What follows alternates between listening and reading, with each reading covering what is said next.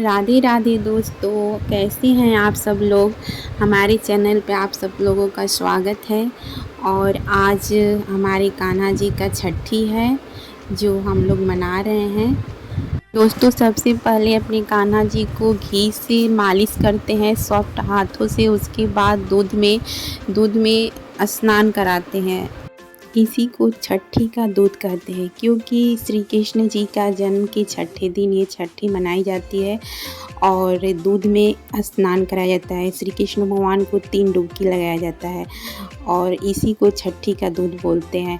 और स्नान कराने के बाद स्वच्छ पीले वस्त्र ही धारण कराने चाहिए छठी के दिन। लेकिन दोस्तों, मेरे पास एक ही पीला वस्त्र था, तो इस वजह से एक कान्हा जी को मैं पीला वस्त्र धारण नहीं करा पाई। और बारिश भी तेज़ हो रही थी। और यहाँ पे मेरे किशन जी तैयार हो गए हैं, दोनों कान्हा जी तैयार हो गए हैं।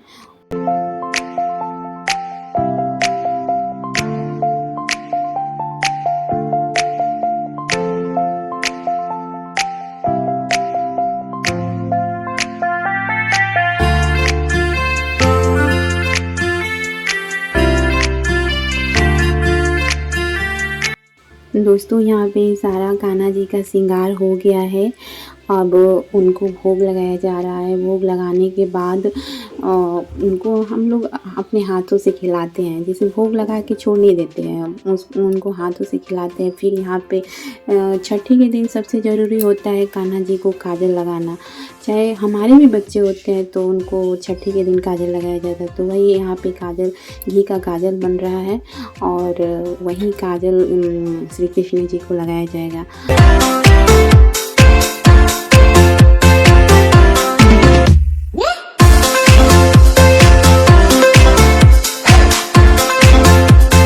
दोस्तों, इस दिन कान्हा जी को गिफ्ट दिया जाता है, लेकिन बारिश बहुत तेज़ हो रही थी, इस कारण हम गिफ्ट नहीं कुछ ला पाए। गिफ्ट में जैसे छोटे बच्चों को दिया जाता है, उसी तरह उनके लिए कोई गिफ्ट लाया जाता है। खिलौना, चॉकलेट, बांसुरी, मोरपंख, जो उनको पसंद है। तो मेरे पास अभी तो कुछ न्यू कुछ नहीं था, इस वजह से उनको पैसा दे दी। फिर काजल लगाया जाता है, उनके आँख के कोने पे काजल लगाया जाता है। फिर कान के पीछे और पैर के पीछे लगाया जाता है। दोस्तों, इस दिन कान्हा जी का नज़र भी उतारा जाता है। ये नज़र आप राई से, नमक से उतार सकते हैं या फिर पैसा से। तो पहले पैसा से हम लोग उतारे नज़र कान्हा जी का, उसके बाद थोड़ा सा राई और नमक से उतारे। नज़र उतारने के बाद अपने कान्हा जी का नामकरण किए, क्योंकि अभी कान्हा जी का नामकरण नहीं किए थे और छठी के दिन ही नामकरण किया जाता है। तो नामकरण में जैसे हम लोग 5-10 कान्हा जी का नाम लिखे थे और पुर्जा छोटा छोटा बनाए थे। उसमें मेरी बेटी ने 2 पुर्जे निकाले। उसमें पहले कान्हा जी का नाम था कन्हैया और दूसरे कान्हा जी का राघव।